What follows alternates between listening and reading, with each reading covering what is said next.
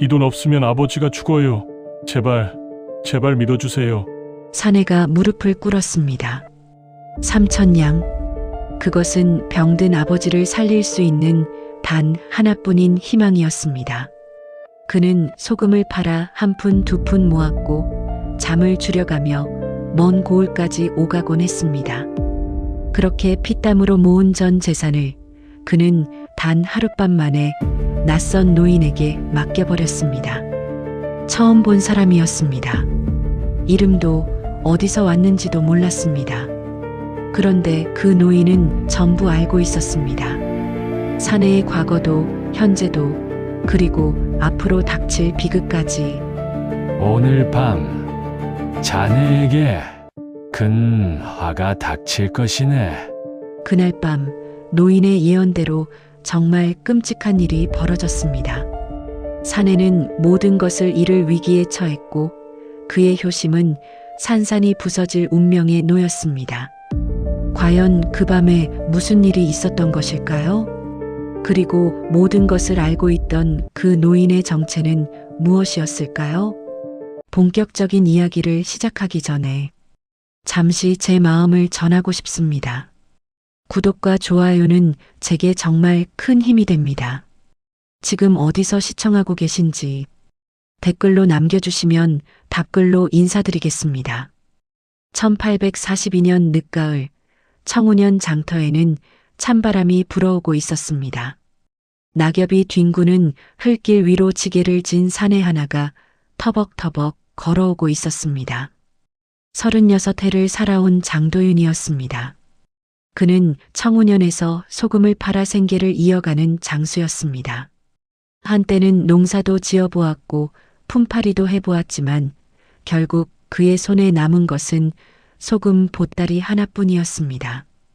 도윤의 얼굴에는 깊은 주름이 패여 있었습니다.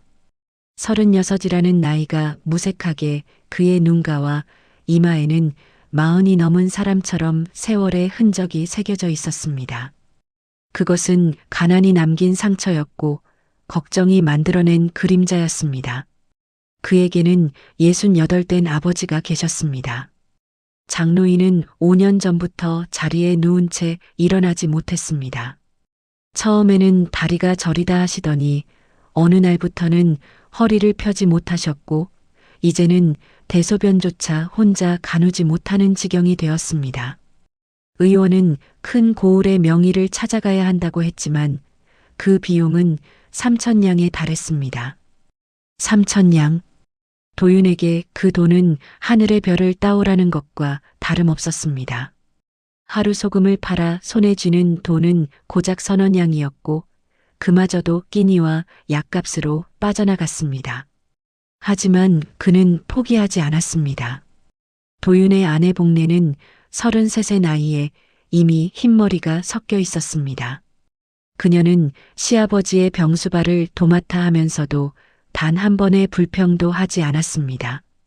오히려 남편에게 힘을 주는 것은 언제나 그녀였습니다. 어느 날 밤 복례가 조심스럽게 입을 열었습니다. 여보, 오늘 아버님께서 당신 이름을 부르셨어요. 도윤의 손이 멈췄습니다. 아버지는 이미 1년 전부터 말씀을 거의 하지 못하셨습니다. 그런 아버지가 자신의 이름을 불렀다는 것은 무언가 급박한 일이 있다는 뜻이었습니다. 방문을 열고 들어서자 희미한 기름불 아래 아버지의 창백한 얼굴이 보였습니다. 장노인은 아들을 보자 떨리는 손을 들어 올렸습니다.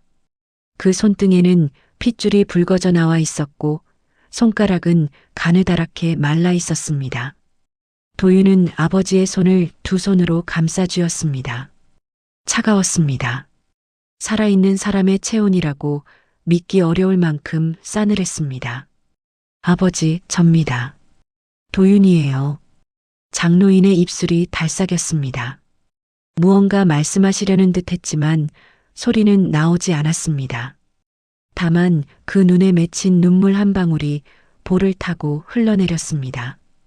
그것은 말보다 더 무거운 메시지였습니다. 그날 밤 도윤은 잠을 이루지 못했습니다. 천장을 바라보며 그는 결심했습니다. 3,000냥을 반드시 모으겠다고, 어떤 일이 있어도 아버지를 살리겠다고 다짐했습니다. 다음 날부터 도윤의 발걸음은 달라졌습니다.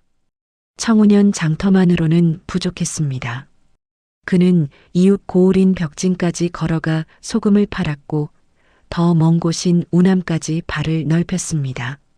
새벽 4시에 일어나 밤 10시가 넘어서야 집에 돌아왔습니다. 주막에서 쪽잠을 자며 버티는 날도 많아졌습니다. 그렇게 2달이 흘렀습니다. 도윤의 몸은 점점 야위어 갔지만 그의 주머니 속 돈은 조금씩 불어나고 있었습니다. 1,000냥, 1,500냥, 2,000냥, 그리고 마침내 3,000냥이 채워지던 날, 도윤은 그 돈을 가슴에 품고 눈물을 흘렸습니다. 하지만 기쁨도 잠시, 그날 복례에게서 급한 전갈이 왔습니다. 아버님이 피를 토하셨어요. 빨리 와요. 도윤은 달렸습니다. 숨이 끊어질 것 같았지만 멈출 수 없었습니다. 이 돈이 있으면 아버지를 살릴 수 있었습니다. 이제 한 발짝만 더 가면 되는 것이었습니다. 그는 가슴속으로 되뇌었습니다. 이 돈을 지키기 전까지 어떤 선택도 감내하겠다고, 어떤 시련이 와도 이겨내겠다고, 그것이 아들로서 할 수 있는 마지막 도리라고 믿었습니다. 도윤은 집으로 향하는 길을 재촉했습니다. 아버지가 피를 토했다는 소식에 가슴이 무너지는 것 같았습니다. 3,000냥을 품에 꼭 안은 채 그는 산길을 넘고 있었습니다. 해가 뉘엿뉘엿 지고 있었고 곧 어둠이 내릴 참이었습니다. 그때였습니다. 길 한복판에 누군가 서 있었습니다. 흰 수염이 가슴까지 내려온 노인이었습니다. 낡은 도포를 걸치고 지팡이 하나에 의지한 채 길을 막고 서 있었습니다. 나이는 60는 좋게 넘어 보였습니다. 그런데 이상한 것은 그 눈이었습니다. 주름진 얼굴과 달리 눈동자만은 맑고 깊었습니다. 마치 깊은 우물 속을 들여다보는 것 같은 느낌이 들었습니다. 도윤은 걸음을 멈췄습니다. 어르신, 길을 비켜주시겠습니까? 급한 일이 있습니다. 노인은 움직이지 않았습니다. 대신 천천히 입을 열었습니다. 장도윤, 청운현에서 소금을 파는 사내. 68된 아버지가 5년째 자리에 누워 계시지. 도윤의 눈이 커졌습니다. 이 노인을 한 번도 본 적이 없었습니다. 그런데 어떻게 자신의 이름을, 아버지의 상황을 알고 있단 말입니까? 누구십니까? 노인은 대답 대신 말을 이었습니다. 자네 품속에 3,000냥이 있군. 2달 동안 잠도 제대로 못 자고 모은 돈이지. 오늘 아침에는 우남 장터에서 소금 12마를 팔았고 도윤의 등골이 서늘해졌습니다. 오늘 아침 일까지 정확히 알고 있었습니다. 이것은 우연이 아니었습니다. 도윤은 한 발짝 물러섰습니다. 도대체 어르신은 누구시길래 제 일을 그리 훤히 아십니까? 노인이 처음으로 미소를 지었습니다. 그 미소에는 악의가 없었습니다. 오히려 자비로운 빛이 서려 있었습니다. 나는 그저 길을 떠도는 늙은이일 뿐이네. 사람들은 나를 백운길손이라 부르지. 백운길손. 도윤은 그 이름을 들어본 적이 없었습니다. 하지만 노인에게서 풍기는 기운은 범상치 않았습니다. 보통 사람에게서는 느낄 수 없는 무언가가 있었습니다. 노인이 다시 말했습니다. 자네 아버지는 아직 돌아가시지 않았네. 피를 토하셨지만 고비는 넘기셨어. 도윤의 무릎에서 힘이 빠졌습니다. 그 말이 사실이라면 얼마나 다행인지 모릅니다. 하지만 어떻게 그것까지 알 수 있단 말입니까? 어르신, 그걸 어찌 아십니까? 아는 것이 아니라 보이는 것이네. 노인은 지팡이로 땅을 한번 짚었습니다. 그리고 하늘을 올려다보았습니다. 자네에게 할 말이 있어 이렇게 기다렸네. 앞으로 며칠간 자네 곁에서 동행해도 되겠나? 도윤은 망설였습니다. 처음 보는 사람이었습니다. 게다가 모든 것을 꿰뚫어 보는 듯한 이 노인이 두렵기도 했습니다. 하지만 한편으로는 알 수 없는 끌림이 있었습니다. 이 만남이 그냥 스쳐 지나갈 인연이 아니라는 느낌이 들었습니다. 어르신께서는 왜 저와 동행하시려는 겁니까?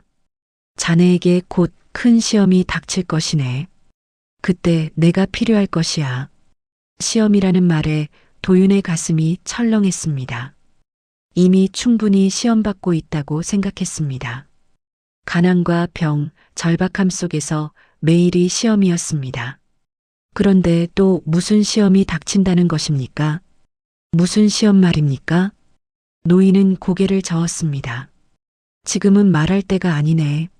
하지만 자네가 그 시험을 통과하면 모든 것이 달라질 것이야.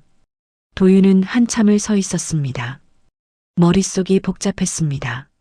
아버지 걱정, 삼천냥에 대한 불안, 그리고 이 수상한 노인에 대한 의문이 뒤엉켜 있었습니다. 결국 도윤은 고개를 끄덕였습니다. 좋습니다. 동행하시지요. 그날부터 두 사람은 함께 길을 걸었습니다. 도윤은 먼저 집에 들러 아버지의 상태를 확인했습니다. 노인의 말대로 아버지는 고비를 넘기셨습니다. 복례가 밤새 간호한 덕분이었습니다. 도윤은 아내에게 삼천냥이 모였다는 사실과 며칠 안에 명의를 찾아가겠다고 말했습니다. 복례의 눈에 눈물이 고였습니다. 여보, 고생 많았어요. 이제 아버님을 살릴 수 있겠네요. 도윤은 아내의 손을 꼭 잡았습니다. 그리고 문 밖에서 기다리고 있는 노인을 바라보았습니다. 백운 길소는 아무 말 없이 하늘의 별을 올려다보고 있었습니다. 그 모습이 마치 세상의 모든 것을 초월한 사람처럼 보였습니다. 다음 날 아침 도윤과 백운 길소는 명의가 있다는 큰 고을을 향해 길을 떠났습니다. 이틀은 걸어야 도착할 수 있는 거리였습니다. 길을 걸으며 도윤은 조금씩 노인에게 마음을 열기 시작했습니다. 노인은 말이 많지 않았지만 한마디 한마디에 깊은 뜻이 담겨 있었습니다. 사람의 마음은 물과 같네. 맑은 물에는 하늘이 비치고 흐린 물에는 아무것도 비치지 않지. 도윤은 그 말의 의미를 곰곰이 생각했습니다.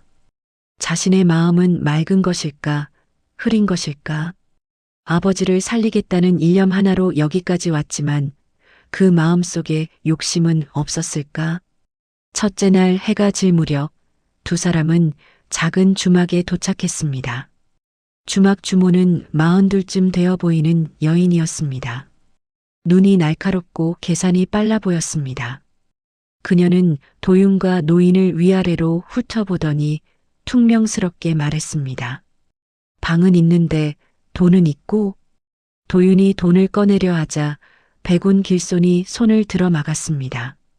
오늘 밤은 이 주막에서 묵지 않는 게 좋겠네. 도윤은 의아했습니다. 이미 해가 졌고 다음 주막까지는 한참을 더 가야 했습니다. 어르신, 왜 그러십니까? 노인은 대답하지 않았습니다. 다만 주막 안쪽을 한번 바라보더니 돌아섰습니다. 도윤은 영문을 모른 채 노인을 따랐습니다. 두 사람은 주막을 나와 한참을 더 걸은 뒤 숲속 작은 사당에서 밤을 보냈습니다. 그 밤 도윤은 꿈을 꾸었습니다. 꿈속에서 누군가 자신의 돈을 빼앗아 가고 있었습니다. 도윤은 소리를 지르며 쫓았지만 잡을 수 없었습니다. 잠에서 깬 도윤은 식은땀으로 흠뻑 젖어 있었습니다. 백운 길손이 말했습니다. 꿈은 마음의 그림자라네. 자네는 지금 무엇이 가장 두려운가? 도윤은 솔직하게 대답했습니다. 이 돈을 잃는 것입니다. 이 돈이 없으면 아버지가 돌아가십니다. 노인은 고개를 끄덕였습니다. 그리고 의미심장한 말을 남겼습니다. 잃는 것이 두려운 자는 결국 모든 것을 잃게 되네. 하지만 내려놓을 줄 아는 자는 더 큰 것을 얻게 되지. 도윤은 그 말의 뜻을 이해할 수 없었습니다. 지금 자신에게 3,000냥을 내려놓으라는 말입니까? 그것은 아버지를 포기하라는 말과 다름없었습니다. 하지만 노인은 더 이상 설명하지 않았습니다. 그저 동쪽 하늘이 밝아오는 것을 바라보며 조용히 앉아 있을 뿐이었습니다. 두 사람은 이튿날 오후가 되어서야 큰 고을 근처에 도착했습니다. 명의가 있다는 마을까지는 반나절 거리가 남아 있었습니다. 도윤은 마음이 급했지만 백운 길손의 발걸음은 느긋하기만 했습니다. 길을 걷던 중 도윤은 이상한 기운을 느꼈습니다. 누군가 뒤를 밟고 있는 것 같았습니다. 고개를 돌려보았지만 아무도 보이지 않았습니다. 하지만 불안감은 사라지지 않았습니다. 백운 길손이 낮은 목소리로 말했습니다. 눈치챘군. 3명이네. 아까 주막에서부터 따라오고 있어. 도윤의 얼굴이 굳었습니다. 어젯밤 묵지 않았던 그 주막에서 누군가가 자신들을 지켜보고 있었던 모양이었습니다. 어르신, 어떻게 해야 합니까? 조금 있으면 알게 될 것이네. 과연 노인의 말대로였습니다. 얼마 지나지 않아 앞길을 3명의 사내가 가로막았습니다. 선두의 선자는 39쯤 되어 보이는 건장한 사내였습니다. 얼굴에 흉터가 있었고 눈빛이 사나웠습니다. 최건달이라 불리는 자였습니다. 그 뒤로 30대와 20대 후반으로 보이는 2명의 부하가 서 있었습니다. 최건달이 비웃음을 흘렸습니다. 이봐, 소금장수. 주머니가 두둑해 보이던데 우리한테 좀 나눠주지 그래. 도윤의 손이 저도 모르게 품속으로 갔습니다. 3,000냥이 든 보따리를 움켜쥐었습니다. 이 돈은 목숨과도 같았습니다. 이건 아버지 약값입니다. 제발 봐주십시오. 최건달이 코웃음을 쳤습니다. 약가? 그런 건 우리 알 바 아니야. 순순히 내놓으면 목숨은 살려주지. 그때 백운 길손이 앞으로 나섰습니다. 노인의 움직임은 느릿했지만 어딘가 위압감이 있었습니다. 젊은이들 욕심이 과하면 화를 부르는 법이네. 최건달이 노인을 노려보았습니다. 뭐야, 이 늙은이는? 죽고 싶어? 부하 하나가 노인에게 달려들었습니다. 그런데 순간 믿을 수 없는 일이 벌어졌습니다.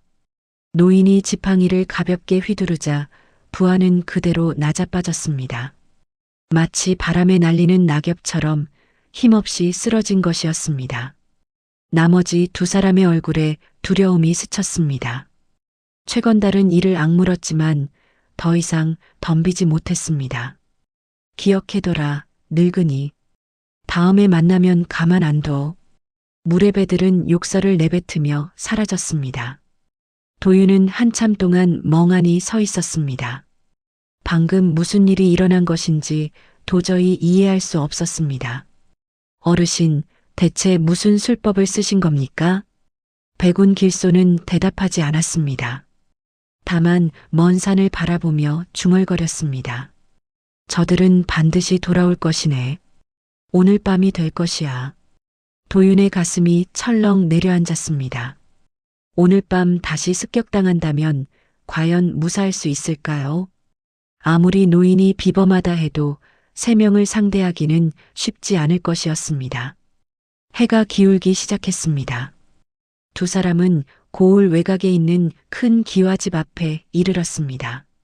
지주 김만석의 집이었습니다. 백운 길손이 말했습니다. 오늘 밤은 이 집에서 묵는 것이 좋겠네. 도윤은 의아했습니다. 지주의 집에서 하룻밤 묵을 수 있을 리가 없었습니다. 하지만 노인은 대문 앞에서 당당히 목소리를 높였습니다. 주인장, 길손이 하룻밤 신세를 청하오. 잠시 후 대문이 열렸습니다. 55쯤 되어 보이는 남자가 나왔습니다. 의심 많고 권위적인 인상이었습니다. 지주 김만석이었습니다. 니시오? 함부로 남의 집에 묵겠다고 하면 되겠소? 백운 길손이 조용히 말했습니다. 주인장의 아드님이 며칠 전부터 열이 내리지 않고 있지요. 의원도 손을 쓰지 못하고 있고요. 김만석의 얼굴이 굳었습니다. 그것은 사실이었습니다. 10살 난 아들 도연이가 닷새째 고열에 시달리고 있었습니다. 그걸 어찌 아시오? 내가 도움이 될 수 있을지도 모르오. 하룻밤만 묵게 해주시오. 김만석은 한참을 망설였습니다. 하지만 아들의 병이 워낙 위중한 터라 결국 두 사람을 들였습니다. 도윤은 이 노인이 의술까지 알고 있는 것인지 놀라웠습니다.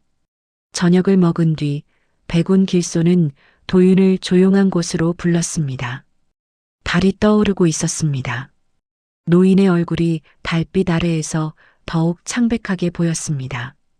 도윤아, 오늘 밤 자네에게 큰 화가 닥칠 것이네. 도윤의 심장이 두근거렸습니다. 아까 그 무례배들 말입니까? 그것만이 아니네. 이 집에서도 일이 터질 것이야. 자네는 누명을 쓰게 될 것이고 모든 것을 잃을 위기에 처하게 될 것이네. 도윤은 믿을 수 없었습니다. 어떻게 아직 일어나지 않은 일을 이토록 확신할 수 있단 말입니까? 그렇다면 어떻게 해야 합니까? 노인이 도윤의 눈을 똑바로 바라보았습니다. 자네의 돈을 나에게 맡기게.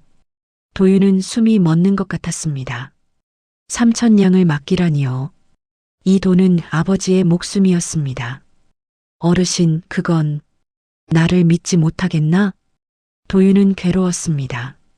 이 노인은 분명 범상치 않은 사람이었습니다.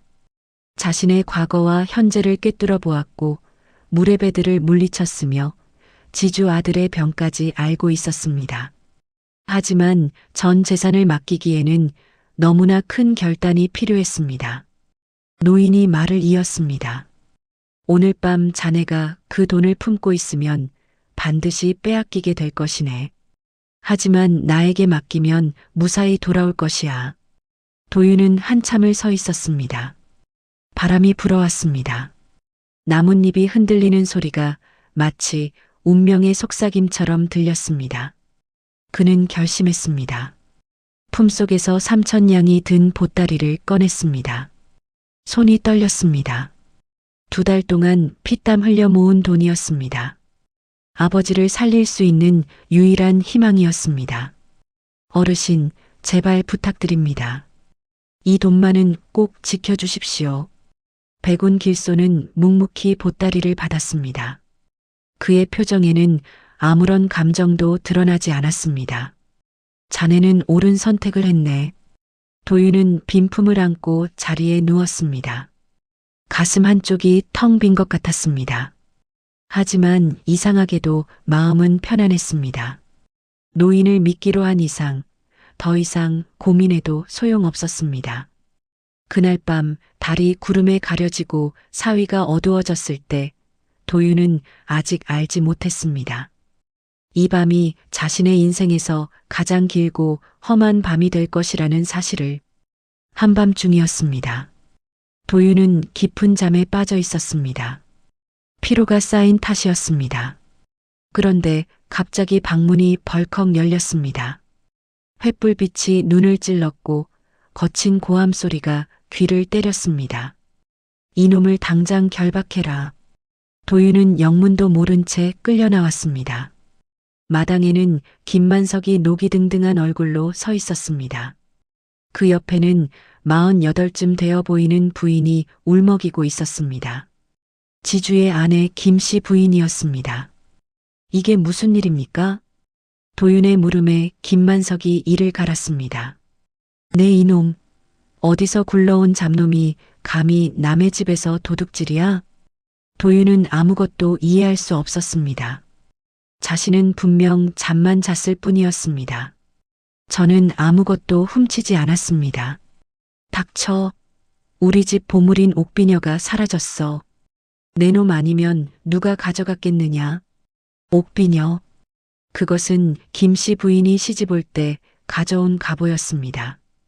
값으로 따지면 500냥은 좋게 되는 귀한 물건이었습니다. 그런 것을 도윤이 훔쳤다니 말도 안 되는 일이었습니다. 하인들이 도윤의 팔을 비틀어 뒤로 묶었습니다. 거친 새끼줄이 살을 파고들었습니다. 도윤은 고통스러웠지만 그보다 억울함이 더 컸습니다. 제발 믿어주십시오. 저는 정말 훔치지 않았습니다. 김씨 부인이 날카롭게 소리쳤습니다. 믿어달라고? 어디서 온지도 모르는 떠돌이 주제에 당장 관가로 끌고 가요. 곤장을 맞아야 실토할 거예요. 도윤의 눈앞이 캄캄해졌습니다. 관가로 끌려가면 모든 것이 끝이었습니다. 설령 무죄가 밝혀진다 해도 그 사이에 아버지가 돌아가실 수도 있었습니다. 3,000냥을 백운 길손에게 맡긴 것도 들통날 수 있었습니다. 그때 백운 길손이 천천히 걸어 나왔습니다. 노인의 표정은 여전히 평온했습니다. 마치 이 모든 상황을 예상하고 있었다는 듯이 잠깐 주인장. 김만석이 노인을 노려보았습니다. 뭐야, 이 늙은이도 한패인가? 허허, 그리 급하게 결론 내리지 마시오. 아직 해가 뜨지도 않았는데 벌써 죄인을 정하셨소? 김만석의 얼굴이 더욱 일그러졌습니다. 증거가 뻔한데 무슨 소리야? 오늘 밤 이 집의 묵은 외지인은 너희 둘뿐이야. 백운 길손이 고개를 저었습니다. 주인장, 하룻밤 묵게 해주신 은혜를 도둑질로 갚을 사람은 없소? 게다가 이 사람은 병든 아버지를 위해 천리길을 온 효자여. 그런 사람이 남의 물건을 탐하겠소? 김만석은 콧방귀를 뀌었습니다. 효자든 뭐든 상관없어. 내 눈에는 내 놈들이 도둑이야. 그 순간 도윤은 가슴속에서 무언가 무너지는 것을 느꼈습니다. 자신이 노인을 믿은 것이 잘못이었을까요? 차라리 혼자 길을 떠났더라면 이런 일은 없었을 것입니다. 노인의 말대로 하룻밤을 이 집에서 묵지 않았더라면 누명을 쓸 일도 없었을 것입니다. 후회가 밀려왔습니다. 3,000냥을 맡긴 것도 이 집에 들어온 것도 모든 선택이 잘못된 것 같았습니다. 김만석이 하인들에게 명령했습니다. 날이 밝으면 관가로 끌고 가라. 그 전까지 창고에 가둬둬. 도윤은 질질 끌려갔습니다. 어두운 창고 안에 던져지듯 들어갔습니다. 문이 닫히고 빗장 소리가 들렸습니다. 칠흑 같은 어둠 속에서 도윤은 무릎을 꿇고 앉았습니다. 눈물이 흘렀습니다. 분하고 억울했습니다. 자신은 평생 남의 것을 탐낸 적이 없었습니다. 오로지 성실하게 일해서 돈을 벌었고 그 돈으로 아버지를 살리려 했을 뿐이었습니다. 그런 자신이 왜 도둑으로 몰려야 하는 것입니까? 아버지. 도윤은 떨리는 입술로 중얼거렸습니다. 집에서 기다리고 계실 아버지의 모습이 떠올랐습니다. 창백한 얼굴, 떨리는 손, 말없이 흘리시던 눈물.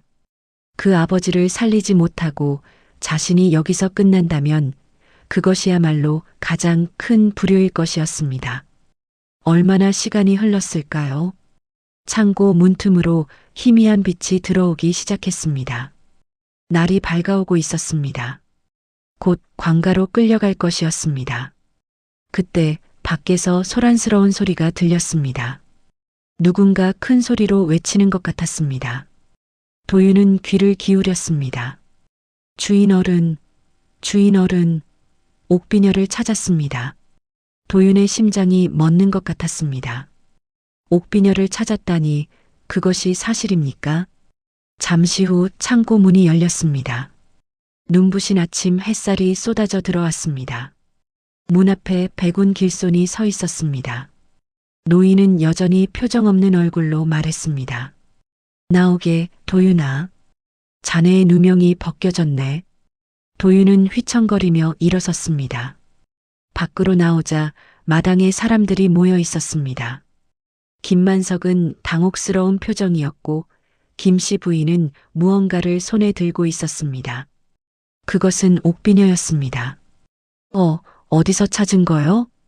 김만석의 물음에 백운 길손이 대답했습니다. 뒷마당 거위 우리에서 찾았소. 거위가 물고 있더군. 김씨 부인의 얼굴이 새파랗게 질렸습니다. 그녀는 옥비녀를 꽉 쥔 채 부들부들 떨었습니다. 도윤은 그제야 숨을 내쉴 수 있었습니다. 하지만 아직 의문이 남아 있었습니다. 어떻게 거위가 옥비녀를 가져갔단 말입니까? 그리고 노인은 어떻게 그것을 알았던 것입니까? 백운 길손이 도윤의 결박을 풀어주었습니다. 새끼줄이 풀리자 손목에 붉은 자국이 선명했습니다. 노인은 그 자국을 보며 낮게 말했습니다. 고생했네. 하지만 아직 끝난 것이 아니야. 도윤은 노인의 말뜻을 이해할 수 없었습니다. 누명이 벗겨졌는데 아직 끝나지 않았다니요. 하지만 묻기도 전에 뒷마당에서 또다시 비명소리가 터져 나왔습니다. 도연이가 숨을 안 쉬어요. 김씨 부인이 미친 듯이 달려갔습니다. 도윤과 백운 길손도 그 뒤를 따랐습니다. 방 안에는 10살 난 아이가 창백한 얼굴로 누워 있었습니다. 숨소리가 거의 들리지 않았습니다. 지주의 아들 도연이었습니다. 며칠째 열이 내리지 않던 아이가 결국 위독한 지경에 이른 것이었습니다. 도연의 방 안은 아수라장이었습니다. 김씨 부인은 아이를 끌어안고 울부짖었고 김만석은 허둥대며 하인들에게 의원을 부르라고 소리쳤습니다. 하지만 이미 의원은 사흘 전부터 손을 쓰지 못하고 있었습니다. 백운 길손이 조용히 방 안으로 들어섰습니다. 그의 눈이 누워있는 아이를 훑쳤습니다. 도연의 얼굴은 종이장처럼 하얗고 입술은 푸르스름하게 변해 있었습니다. 비켜보시오. 노인의 말에 김씨 부인이 고개를 들었습니다. 당신이 뭔데? 내 아들한테 손대지 마. 김만석이 아내를 말렸습니다. 아까 도둑 누명건으로 체면이 구겨진 터였습니다. 게다가 이 노인이 범상치 않은 사람이라는 것을 이제는 알고 있었습니다. 여보, 일단 저 어른 말을 들어보오. 어차피 의원도 방법이 없다 했으니. 백운 길손이 아이의 이마에 손을 얹었습니다. 잠시 눈을 감고 있더니 고개를 끄덕였습니다. 열이 몸 안에 갇혀서 빠져나가지 못하고 있어. 땀을 흘리게 해야 하오. 노인은 품에서 작은 종이 봉지를 꺼냈습니다. 그 안에는 말린 약초가 들어 있었습니다. 이것을 달여서 먹이시오. 반시진 안에 땀이 나기 시작할 것이오. 김씨 부인은 의심스러운 눈으로 약초를 받았습니다. 하지만 달리 방법이 없었습니다. 하인이 급히 약을 달여왔고 노인이 직접 아이의 입에 약물을 흘려 넣었습니다. 모두가 숨을 죽이고 지켜보았습니다. 얼마나 시간이 흘렀을까요? 도연의 이마에서 땀방울이 맺히기 시작했습니다. 처음에는 한두 방울이었지만 곧 온몸에서 땀이 흘러내렸습니다. 어머, 땀이 나요. 김씨 부인이 소리쳤습니다. 도연의 얼굴에 조금씩 핏기가 돌아오고 있었습니다. 숨소리도 점점 안정되어 갔습니다. 김만석이 백운 길손 앞에 무릎을 꿇었습니다.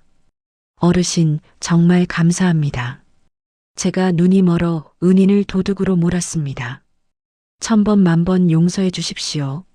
노인은 담담하게 고개를 저었습니다. 나에게 사과할 것이 아니라 저 사람에게 해야 할 것이요. 김만석의 시선이 도윤에게로 향했습니다. 도윤은 아직도 손목에 붉은 자국이 남아 있었습니다. 밤새 창고에 갇혀 있던 흔적이었습니다. 김만석이 도윤 앞에 머리를 숙였습니다. 정말 미안하오. 내가 성급했소. 어떻게 해야 이 죄를 갚을 수 있겠소? 도윤은 말없이 고개를 저었습니다. 화가 나지 않았다면 거짓말이었습니다. 하지만 지금 중요한 것은 그것이 아니었습니다. 괜찮습니다. 아드님이 괜찮아지셨으니 다행입니다. 그때 백운 길손이 입을 열었습니다. 주인장, 그보다 옥비녀 건은 어찌 된 것이오? 어떻게 거위 우리에 있었던 것인지 밝혀야 하지 않겠소? 김만석의 얼굴이 굳었습니다. 김씨 부인도 표정이 어두워졌습니다. 사실 두 사람 모두 짐작하는 바가 있었습니다. 하지만 차마 입 밖에 내지 못하고 있었던 것이었습니다. 백운 길손이 말을 이었습니다. 내가 새벽에 뒷마당을 살펴보니 거의 우리 근처에 작은 발자국이 있었소. 어른발이 아니었소. 모든 시선이 침상에 누운 도연에게로 향했습니다. 10살 난 아이. 며칠 전부터 알아누운 아이. 그 아이가 옥비녀를 가져갔다는 말입니까? 김씨 부인의 얼굴이 하얗게 질렸습니다. 설마 도연이가. 백운 길손이 고개를 끄덕였습니다. 아이가 어머니의 비녀를 가지고 놀다가 거위에게 빼앗긴 것이요. 거위는 반짝이는 것을 좋아하니까. 아이는 그 일이 들통날까봐 겁을 먹었고 그 스트레스가 병을 악화시킨 것이요. 방안이 조용해졌습니다. 김씨 부인은 아들을 끌어안고 흐느꼈습니다. 자신이 비녀 때문에 난리를 치는 바람에 아이가 죄책감에 시달렸던 것이었습니다. 내 탓이야. 다 내 탓이야. 김만석도 고개를 떨구었습니다. 자신이 외지인을 도둑으로 몰아붙인 것도 아들이 병이 깊어진 것도 모두 성급한 판단 때문이었습니다. 도윤은 그 광경을 보며 복잡한 심정이 되었습니다. 분명 억울하게 누명을 썼지만 이 가족을 미워할 수는 없었습니다. 그들도 나름의 사정이 있었고 지금은 진심으로 후회하고 있었습니다. 백운 길손이 도윤의 어깨에 손을 얹었습니다. 자네는 어떻게 생각하나? 도윤은 잠시 생각했습니다. 그리고 입을 열었습니다. 저는 괜찮습니다. 누명이 벗겨졌고 아이도 살았으니 그것으로 됐습니다. 노인의 눈가에 희미한 미소가 스쳤습니다. 그것은 만족의 표시 같았습니다. 김만석이 급히 일어났습니다. 어르신, 그리고 이 사람. 은혜를 갚아야겠소. 우리 집에서 며칠 쉬어가시오. 노자도 넉넉히 드리겠소. 도윤은 고개를 저었습니다.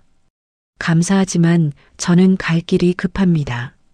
병든 아버지가 기다리고 계십니다. 그 말에 김만석의 표정이 변했습니다. 병든 아버지.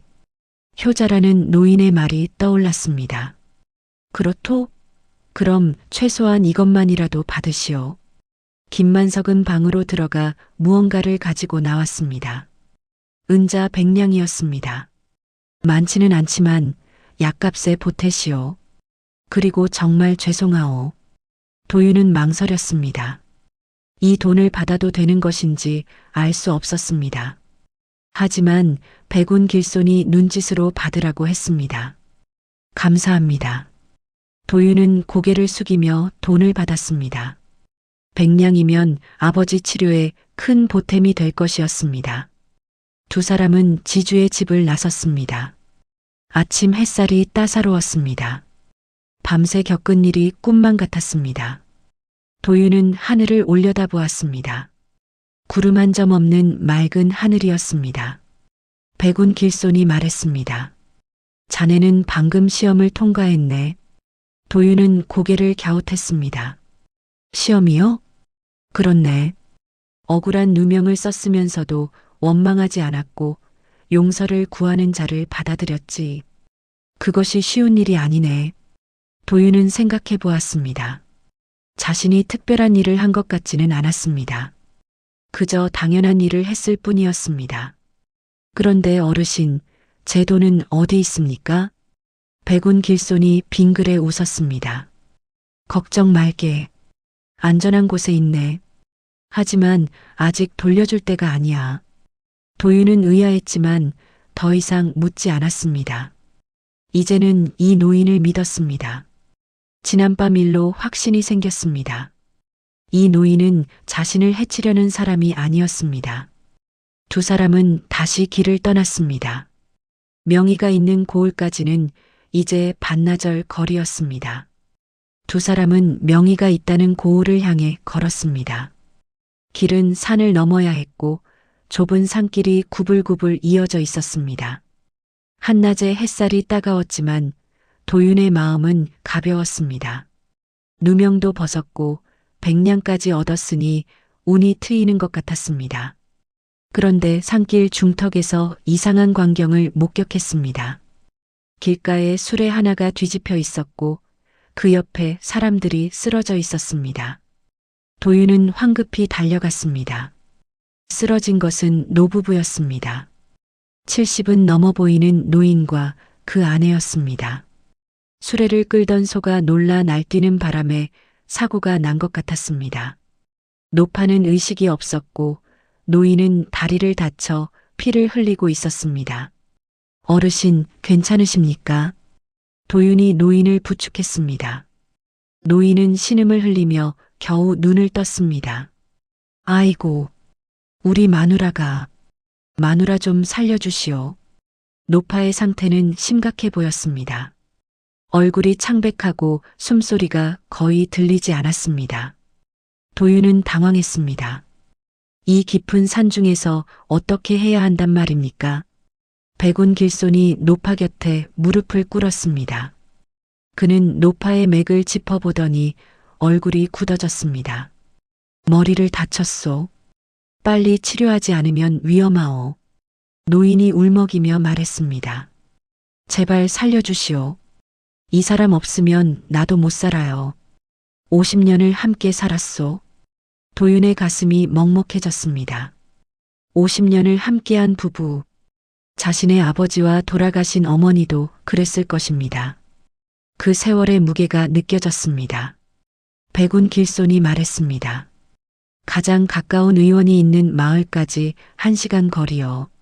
하지만 이 노파를 옮기려면 가마가 필요하고 의원을 부르려면 돈이 필요할 것이요. 노인이 고개를 떨구었습니다. 돈이라. 우리는 가진 것이 없소. 이 수레에 실은 나무를 팔아 겨우 살아가는 처지요. 도윤은 품속의 백냥을 생각했습니다.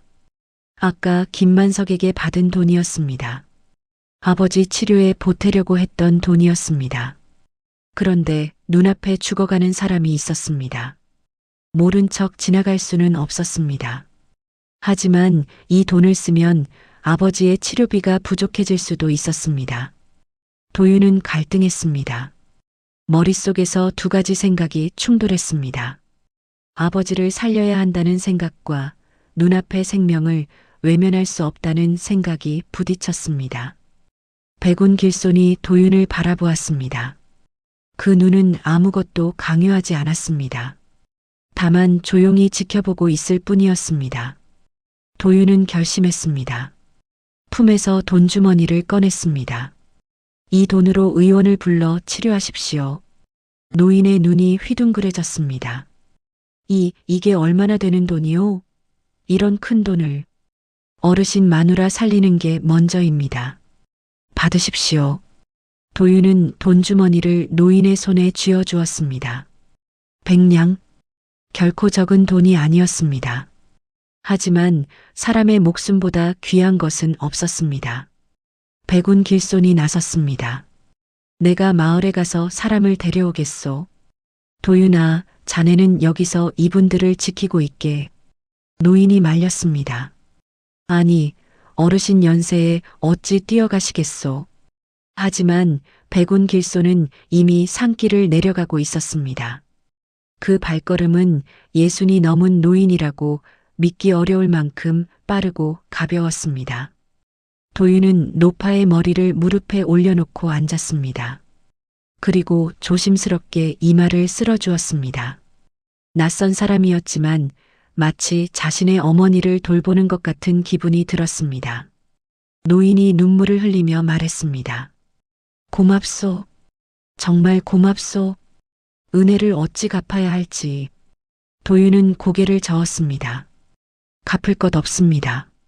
저도 병든 아버지가 계십니다. 누군가 제 아버지를 이렇게 도와준다면 얼마나 고마울까 생각했을 뿐입니다. 노인은 한참 동안 도윤을 바라보았습니다. 그 눈에는 감사와 함께 무언가 복잡한 감정이 담겨 있었습니다. 1시간쯤 지났을까요? 산 아래에서 사람들이 올라오는 것이 보였습니다. 백운 길손이 마을 사람들과 의원을 데리고 온 것이었습니다. 가마도 가져왔습니다. 의원이 노파를 살펴보더니 고개를 끄덕였습니다. 다행히 치명적이지는 않소. 빨리 마을로 옮겨 치료하면 살릴 수 있소. 노인의 얼굴에 안도의 빛이 떠올랐습니다. 그는 도윤의 손을 꼭 잡았습니다. 은인이요. 평생 잊지 않겠소. 노파는 가마에 실려 마을로 옮겨졌습니다. 노인도 부축을 받아 함께 내려갔습니다. 도윤은 그들이 사라질 때까지 지켜보았습니다. 백운 길손이 도윤의 곁으로 왔습니다. 자네는 참 이상한 사람이로군. 도윤이 고개를 갸웃했습니다. 이상하다니요? 아버지를 살리기 위해 피땀 흘려 모은 돈인데 처음 보는 사람에게 선뜻 내어주었으니 말이네. 도윤은 쓴웃음을 지었습니다. 저도 모르겠습니다. 다만 그냥 지나칠 수가 없었습니다. 저 노인의 눈물을 보니까. 백운 길손이 고개를 끄덕였습니다. 그리고 품에서 무언가를 꺼냈습니다. 그것은 도윤이 맡겼던 3,000냥이 든 보따리였습니다. 자네의 돈이네. 이제 돌려주겠네. 도윤은 깜짝 놀랐습니다. 보따리를 받아 열어보니 3,000냥이 고스란히 들어 있었습니다. 단 한 푼도 빠지지 않았습니다. 어르신, 이 돈을 어디에 숨기고 계셨습니까? 백운 길손은 대답하지 않았습니다. 다만 의미심장한 미소만 지을 뿐이었습니다. 자네는 두 번째 시험도 통과했네. 도윤은 어리둥절했습니다. 두 번째 시험이라니요. 하지만 노인은 더 이상 설명하지 않았습니다. 이제 명의가 있는 고을이 코앞이네. 서두르세. 두 사람은 다시 길을 재촉했습니다. 도윤의 가슴에는 3,000냥이 다시 품어져 있었습니다. 그리고 마음속에는 알 수 없는 따뜻함이 번지고 있었습니다. 해가 지기 전에 두 사람은 명의가 있다는 고을에 도착했습니다. 마을 어귀에 큰 의원이 있었고 그곳에서 명의를 만날 수 있었습니다. 도윤은 아버지의 증상을 자세히 설명했고 명의는 고개를 끄덕이며 처방전을 내려주었습니다. 3,000냥이면 석 달치 약을 지을 수 있소. 꾸준히 복용하면 반드시 차도가 있을 것이요. 도윤의 눈에 눈물이 고였습니다. 드디어 아버지를 살릴 수 있게 된 것입니다. 두 달간의 고생, 도둑 누명, 산중에서의 선행, 그 모든 시련이 이 순간을 위한 것이었습니다. 약을 받아든 도윤은 백운 길손에게 깊이 절을 올렸습니다. 어르신, 정말 감사합니다. 어르신이 아니었으면 저는 벌써 모든 것을 잃었을 것입니다. 백운 길손은 담담하게 고개를 저었습니다. 내가 한 것은 아무것도 없네. 모든 것은 자네의 선택이 만들어낸 결과야. 도윤은 고개를 들어 노인을 바라보았습니다. 그제야 뭔가 이상한 것을 깨달았습니다. 처음 만났을 때부터 이 노인은 모든 것을 알고 있었습니다. 과거도 현재도 앞으로 일어날 일까지. 그것은 보통 사람이 할 수 있는 일이 아니었습니다. 어르신, 대체 누구십니까?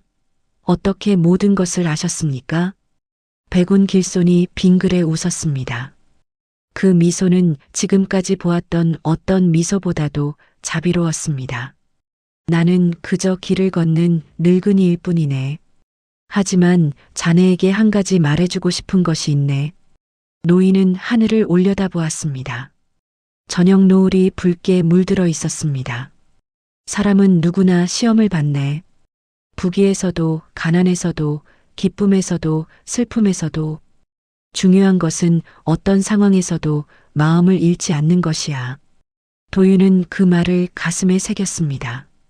자네는 억울한 누명 앞에서도 원망하지 않았고 자신의 사정이 급한데도 남을 도왔네. 그것이 바로 사람이 가져야 할 마음이야. 노인이 도윤의 어깨에 손을 얹었습니다. 그 손에서 따뜻한 기운이 전해져 왔습니다. 자네의 아버지는 반드시 나을 것이네. 그리고 자네의 앞날에는 복이 가득할 것이야. 그 말을 남기고 백운 길소는 몸을 돌렸습니다. 도윤은 급히 불렀습니다. 어르신, 어디로 가십니까? 저와 함께 가시지요. 노인은 뒤돌아보지 않았습니다. 다만 손을 들어 작별을 고했습니다. 나는 갈 길이 있네. 자네는 자네의 길을 가게 해. 언젠가 다시 만날 날이 있을 것이야. 백운 길소는 저녁 노을 속으로 걸어갔습니다. 그 뒷모습이 점점 작아지더니 어느 순간 아지랑이처럼 사라져버렸습니다. 도윤은 한참 동안 그 자리에 서 있었습니다. 꿈을 꾼 것만 같았습니다.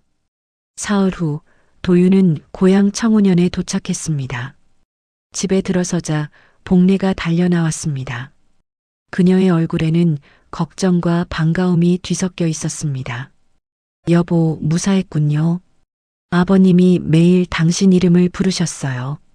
도윤은 약 보따리를 들어 보였습니다. 명희에게 약을 받아왔어요. 이제 아버지를 살릴 수 있어요. 복례의 눈에서 눈물이 흘러내렸습니다. 두 사람은 서로를 끌어안았습니다. 그동안의 고생과 불안이 한꺼번에 녹아내리는 것 같았습니다. 도윤은 아버지의 방으로 들어갔습니다. 장노인은 여전히 창백한 얼굴로 누워 계셨습니다. 하지만 아들을 보자 희미하게 미소를 지으셨습니다. 아버지, 약을 가져왔습니다. 이제 나으실 수 있어요. 도윤은 떨리는 손으로 아버지의 손을 잡았습니다. 장노인의 입술이 달싹였습니다. 목소리는 나오지 않았지만 그 눈빛만으로도 충분히 알 수 있었습니다. 고맙다는 말, 미안하다는 말, 사랑한다는 말이 모두 담겨 있었습니다. 그날 밤 도윤은 아버지께 직접 약을 다려드렸습니다. 복례도 옆에서 도왔습니다. 약을 드신 아버지는 오랜만에 편안한 잠에 빠지셨습니다. 그 모습을 보며 도윤도 안도의 한숨을 내쉬었습니다. 보름이 지났습니다. 장노인의 얼굴에 조금씩 핏기가 돌기 시작했습니다. 한 달이 지나자 손가락을 움직일 수 있게 되셨습니다. 두 달이 지나자 혼자 앉을 수 있게 되셨습니다. 그리고 석 달이 지났을 때 장노인은 마침내 아들의 부축을 받아 마당을 걸으셨습니다. 도윤아. 장노인이 떨리는 목소리로 아들의 이름을 불렀습니다. 5년 만에 처음으로 제대로 된 말씀을 하신 것이었습니다. 아버지. 도윤은 아버지를 끌어안고 울었습니다. 기쁨의 눈물이었습니다. 그토록 바라던 순간이 마침내 찾아온 것이었습니다. 어느 날 저녁 도윤은 마당에 앉아 하늘을 올려다보았습니다. 별이 총총히 빛나고 있었습니다. 문득 백운 길손의 말이 떠올랐습니다. 사람은 누구나 시험을 받는다고 했습니다. 그리고 중요한 것은 마음을 잃지 않는 것이라고 했습니다. 도윤은 이제 그 말의 의미를 알 것 같았습니다. 그는 시험을 통과했습니다. 누명 앞에서 원망하지 않았고 자신이 급한 상황에서도 남을 도왔습니다. 그 선택들이 모여 오늘의 결과를 만들어낸 것이었습니다. 도윤은 조용히 두 손을 모았습니다. 어디선가 바람이 불어왔습니다. 그 바람 속에서 백운 길손의 목소리가 들리는 것 같았습니다. 자네의 효심이 하늘을 감동시켰네. 도윤은 미소를 지었습니다. 그리고 속으로 되뇌었습니다. 언젠가 다시 만나면 그때는 제가 어르신께 은혜를 갚겠습니다. 밤하늘의 별이 유난히 밝게 빛났습니다. 마치 누군가가 저 위에서 내려다보며 미소 짓고 있는 것처럼 이야기는 그렇게 조용히 막을 내렸습니다. 오늘의 이야기 어떠셨나요?